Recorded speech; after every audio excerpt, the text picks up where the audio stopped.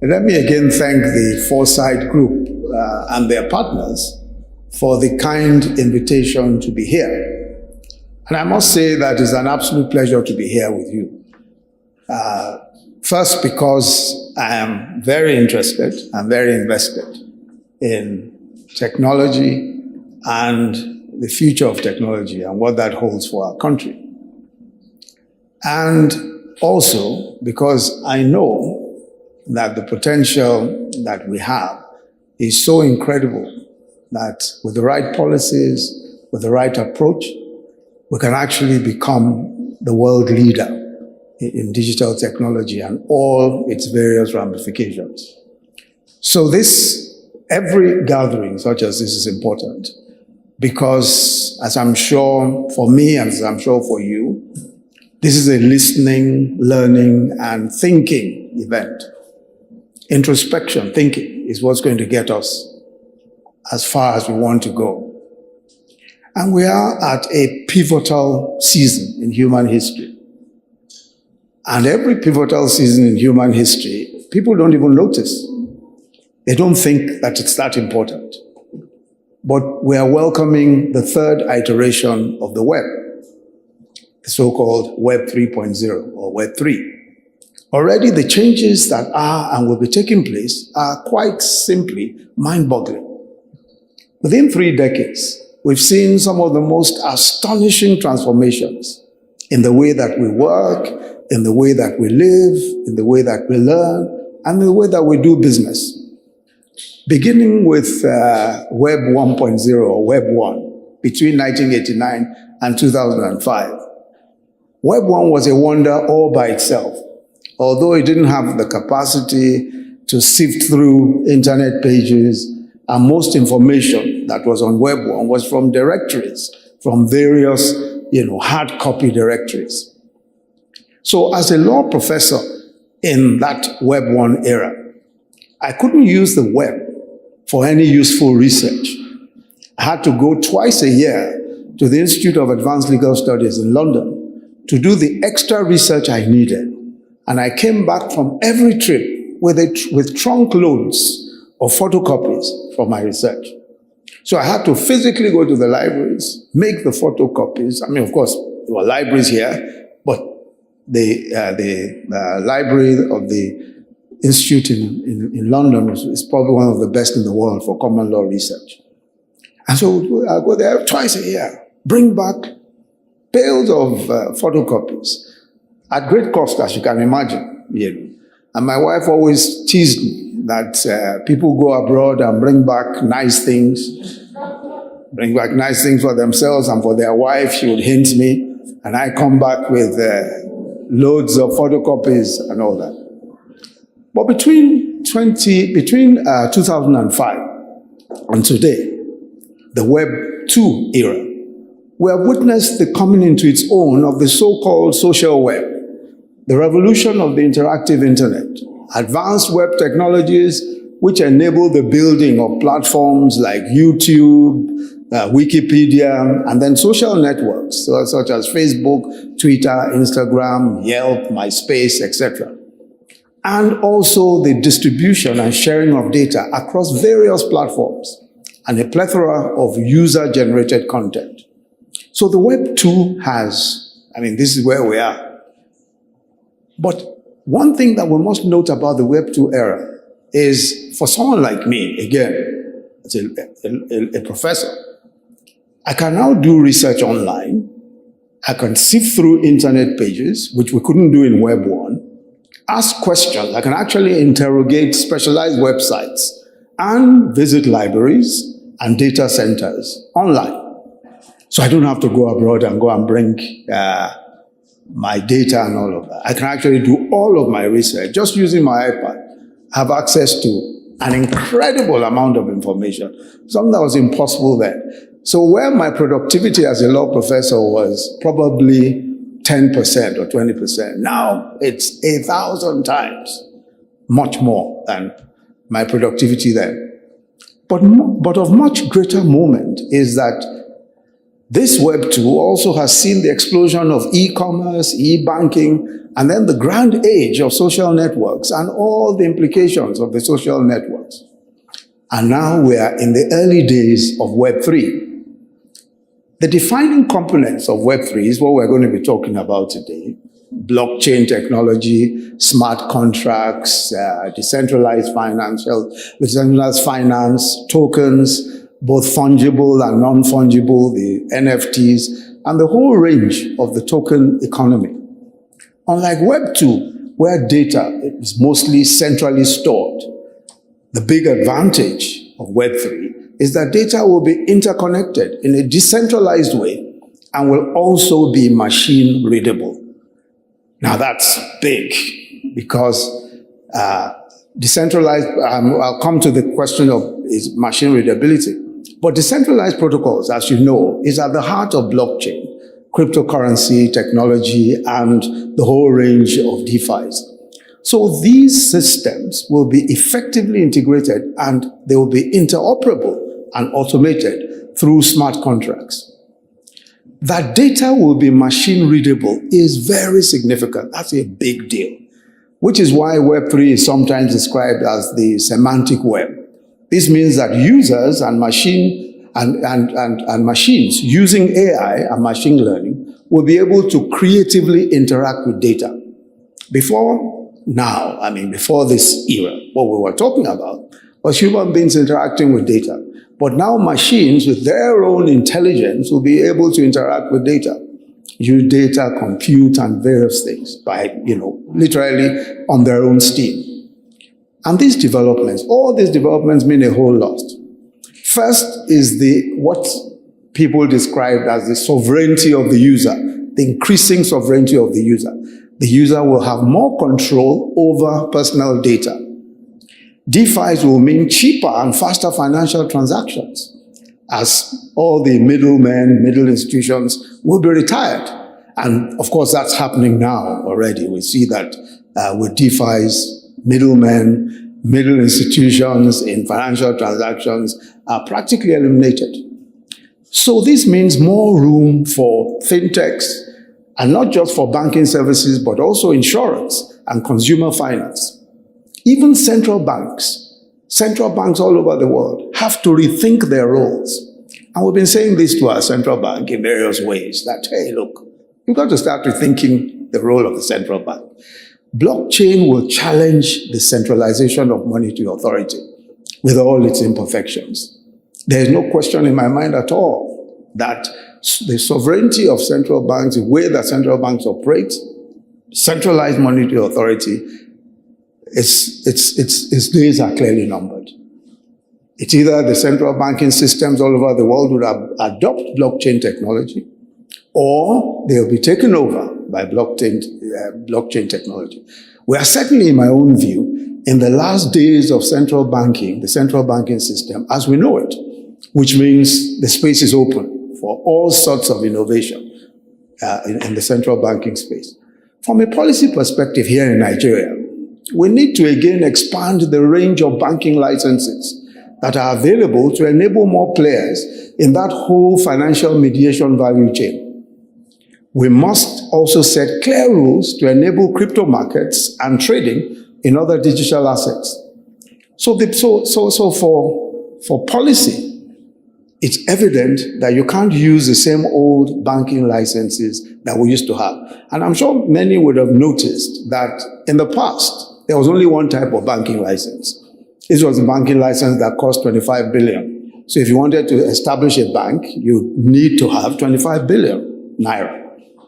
But in the past few years, and this is excellent policy changes that took place with a lot of pressure from young men and women in the tech and entertainment space. The central bank has now modified, and there are several different types of banking licenses, which is why you have the fintechs that you have, the unicorns that you have, because they are using different cadres of central bank licenses that do not require the 25 billion naira the share capital. So, for example, Kuda Bank and several of these other banks, obviously, have a different type of license. Even the Flutter Waves, the Paystacks have a different type of license, although they are in some form of banking or the other. So now with the new iterations, with Web3, we're going to have to rethink that and then create other types of licenses that are even much, much, much cheaper, so that more and more participants can come into that space and be able to do useful work. One of the things that we've got to do is to change the regulatory atmosphere, because you can't have a situation where you're insisting that people must bring large sums of money to be able to obtain licenses. Already, there are people doing all sorts of work, and today, the way you're going to have to regulate is look more at taxes. Even that whole tax space is another big opportunity for digital technology and people who are going to be involved in digital technology. How do you really tax some of the digital companies? There's a lot of talk going on all over the world. There's lots of ideas, arguments, and all of that. But today is not a day for all of that. Now, identity in the Web3 age is a key development.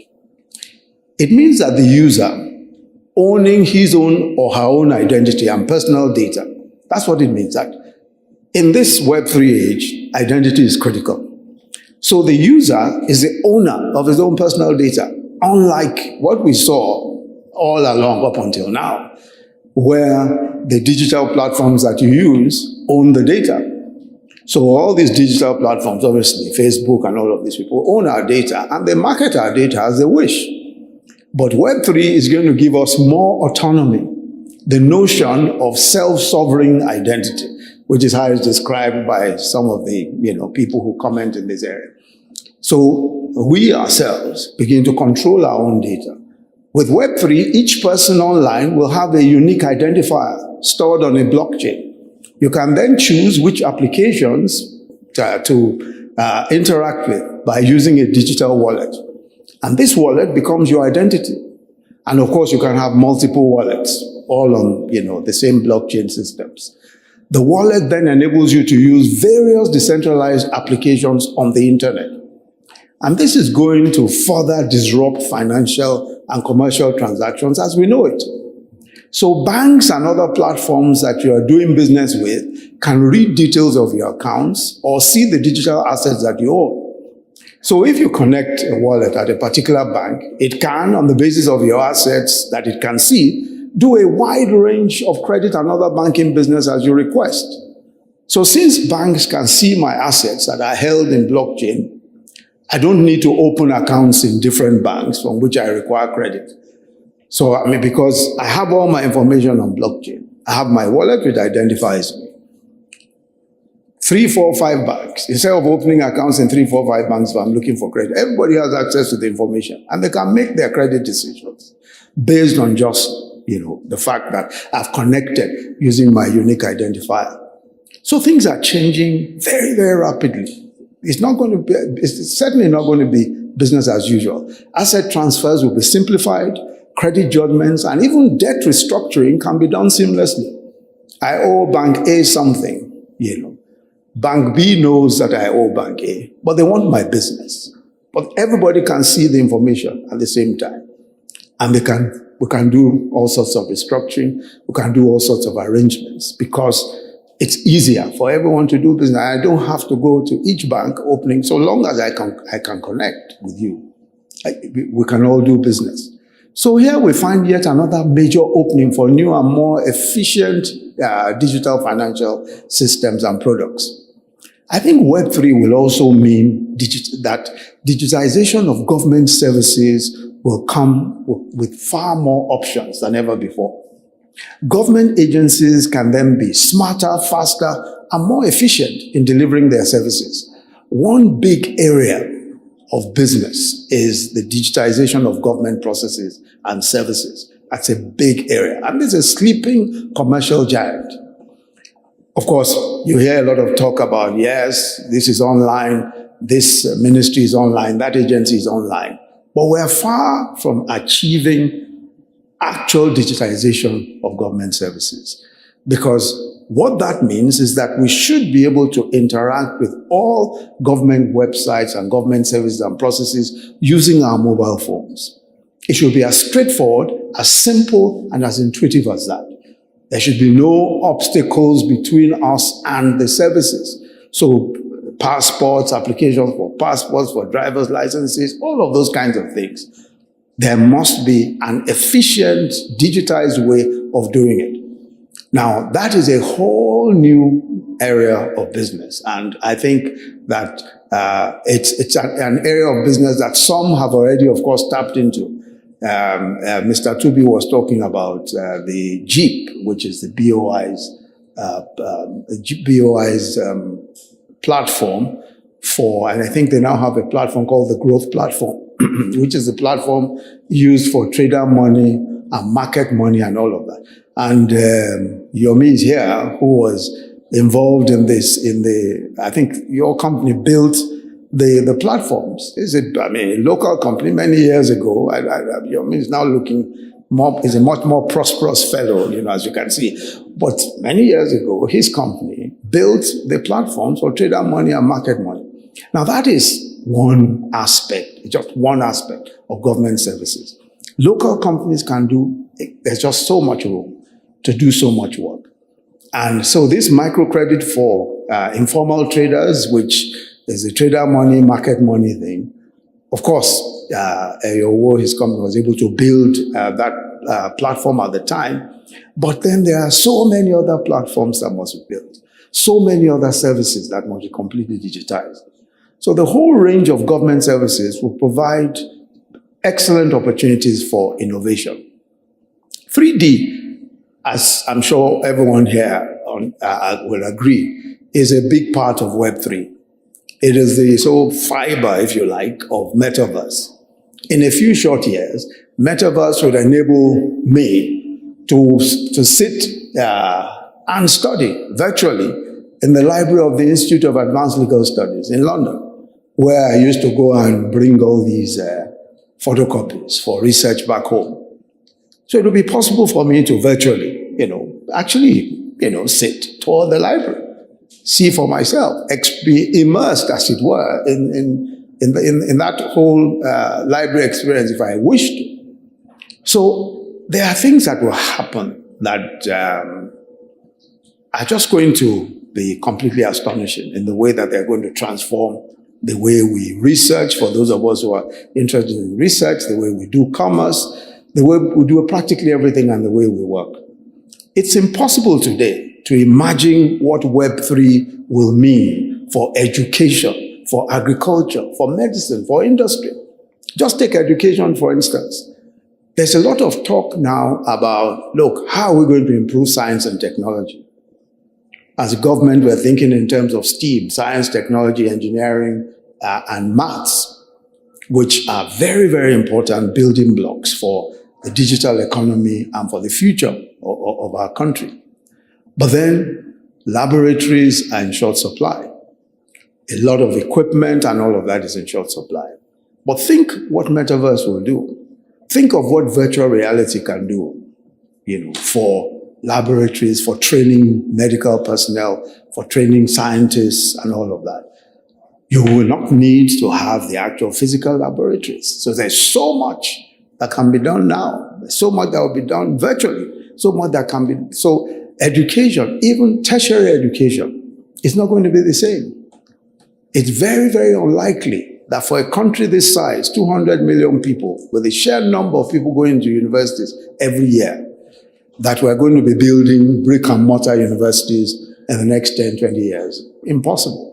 It wouldn't even make sense. Already we're arguing about paying for the, public universities or the public institutions. We're arguing about paying lecturers, paying staff.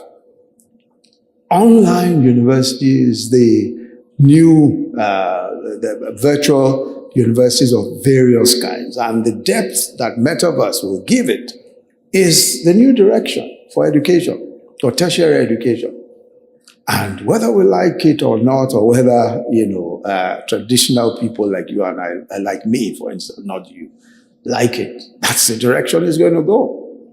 Lecturers walking into theaters and speaking in crowded lecture theaters is going to be gone in a few years. And people practically all over the world will be able to get into an immersive experience in listening to lectures from practically anywhere in the world. So a whole new world is unfolding before our very eyes. Unlike Web 1 and 2, where we were relatively disadvantaged, and we're quite disadvantaged because in 1989, for example, we didn't have mobile phones. So we couldn't take advantage of the reach and depth that mobile telecoms gave digital innovation. For example, financial inclusion. We didn't have the reach. In 1989, there was no way that even with Web 1 and of course the beginnings of Web 2, we didn't have nobody could say that you could even use the internet from your home because you didn't have access. Very few people had even the workstations at the time. Very few people even had. But now with mobile technology, we can now do a lot more in Web3. We are much better positioned to be significant players in Web3. And we've already shown that we have the talent, we have the creativity, and we have the acumen to build and grow major tech companies. At the last count, I think we have about 6 unicorns, and there are so many on the way. But we must spend time on the development of digital skills, and that is so important. This digital skills gap is a serious business, a big deal. We must spend time doing that. And of course, it will come with government investment. But the government, public sector and private sector must sit down at meetings like this and elsewhere to try and think through these issues. We did that with changing the whole regime of banking licenses. We had a subgroup of our Industrial and Competitiveness Council, which was on technology. That subgroup had about 5 or so young men and women in technology. And we're able to think through how to license fintechs, which is why we have what we have today. It's not rocket science. Thinking of how to make progress, thinking of how to change policy, thinking of how to make sure that policy is way ahead of developments. And these developments are taking place every day. It just involves sitting down and thinking. And I think that we absolutely need to do. We must develop appropriate policies, regulations that promote rather than inhibit innovation and commerce. We must look at how do we promote commerce? How do we promote the digital economy? Not how do we regulate it to a point where it's difficult to do business. We can be world leaders in the Web3 revolution. The only limit is our vision. And I'm sure that all of us who are seated here are men and women of vision. This annual summit, I must say, is a testimony to the joint commitment of the government and private sector to the rapid and value-driven development of Nigeria. And I must again commend the Foresight Group and the numerous local and foreign partners who have sustained this partnership by putting together this summit and driving conversations on how best to shift our country and its systems into the next phase of the digital evolution. The outcomes of these past summits, and there have been 2 previous summits, have contributed positively to an improved policy environment and better governance in the areas of innovation and investments over the years.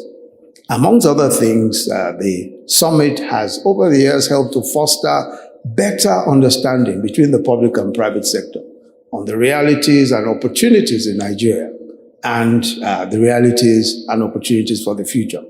And I think that we must continue to work these summits and perhaps do a few more things in between summits, a few more thinking sessions, a few more thinking through innovation sessions. We shouldn't wait from one summit to the other. Groups, small groups, can think through so many issues, and there's so much to do, so much to think about, and so much information. So I'd like to again thank you all very much for making the time to attend this event, but also because you are part of the future, the great, great future of our country in the digital space. Thank you very much. God bless you.